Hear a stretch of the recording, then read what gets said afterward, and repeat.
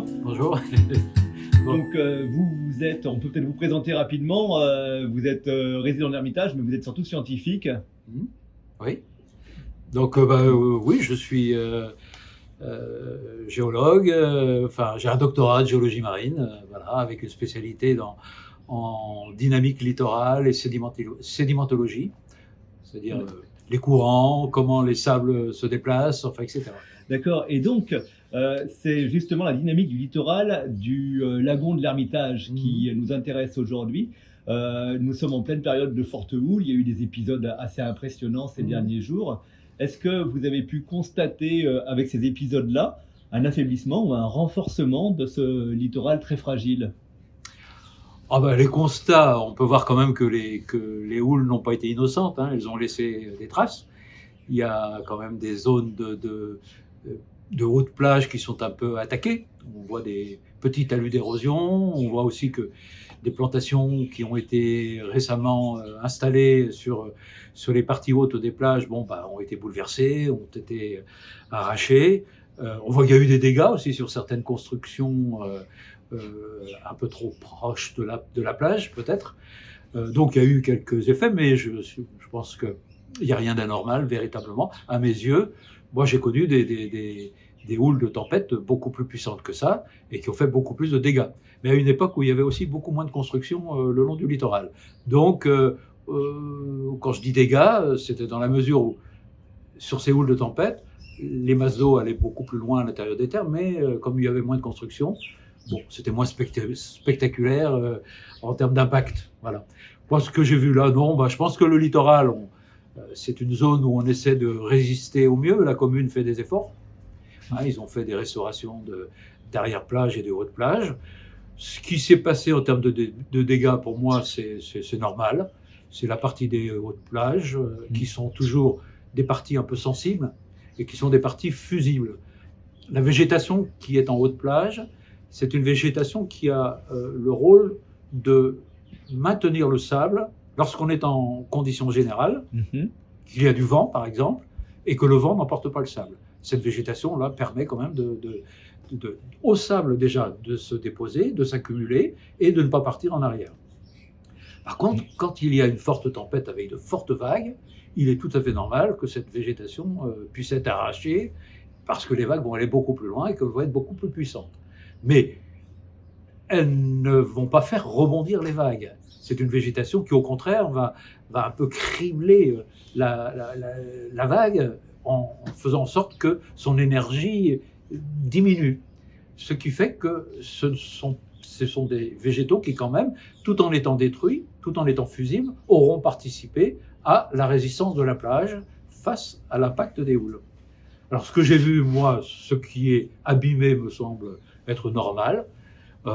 Il y a des choses qui sont un peu à reconstruire, parce qu'on voit des petits talus d'érosion de 30, 40, peut-être 50 cm, qui existent. Mais en général, si on regarde bien, on s'aperçoit qu'ils sont au pied de zones où il y a des arbres, où il y a des troncs, où il y a des souches.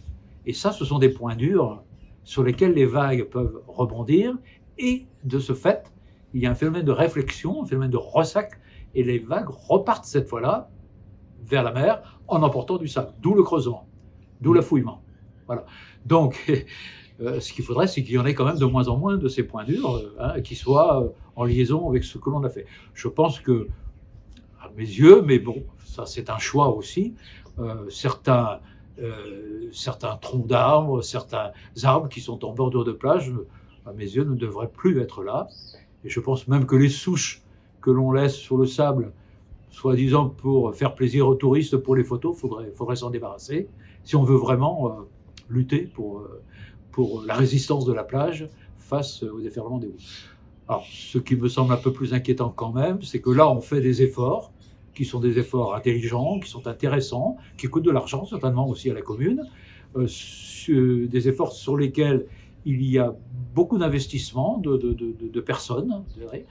Mais le problème, c'est que pour autant, les points noirs existent de part et d'autre. Ils restent. Ce qui fait que cette zone, on lui offre un peu la possibilité de résister un peu mieux, mais malgré tout, elle reste fragile, très fragile, parce que les points noirs qui sont à gauche, à droite, derrière ou devant, sont toujours là. Et tant qu'on n'aura pas véritablement solutionné la problématique de ces points noirs, et on risque bien entendu de voir que ces initiatives intéressantes ne puissent pas donner les résultats que l'on attend véritablement. Je ne dis pas pour autant qu'il faut arrêter de le faire. Si on veut vraiment que ces portions de plage continuent à résister le plus longtemps possible, je crois qu'il faut continuer à faire les efforts en question. C'est quoi les plantes qui remplacent peu à peu les filaos, quoi? Enfin, j'ai compris que les filaos, C'est revenir à ce qu'ils ont planté. C'est plutôt des zones de fourré à base de veloutier, de manioc marron, éventuellement raisin de mer aussi, si on veut être un peu plus. C'est ce qui existait certainement auparavant, avant qu'il y ait les filaos, même si on n'a pas beaucoup d'informations là-dessus. Mais c'est ce que l'on voit, par exemple, sur le haut des plages, dans les îles qui aujourd'hui échappent à l'urbanisation, donc c'est reconstituer un petit peu ce que l'on voit sur des rivages, aussi même à Madagascar, mais qui pour l'instant sont encore à leur état originel, quoi. Voilà. Après, les filaos, ils ont eu l'intérêt d'alimenter le bois de chauffe. Ils ont eu un intérêt à un moment donné. Aujourd'hui, les touristes, ils aiment bien mettre leur hamac. D'un autre côté, mais on est confronté aujourd'hui à une accélération du risque climatique, avec une conséquence possible, et qui se montre d'ailleurs maintenant, c'est la montée du niveau marin et la submersion par les vagues de tempête. Donc, est-ce que l'on veut vraiment résister à cela ou pas? Si on veut vraiment résister et garder le peu de plage que l'on a encore, ça va demander des efforts et beaucoup de compréhension de la part des usagers. Si vous avez aimé cette vidéo de Parallèle Sud, média réunionnais indépendant, partagez-la. Et si vous voulez soutenir la liberté de la presse, faites un don sur notre site parallèlesud.com. L'info est un droit, mais elle a un prix.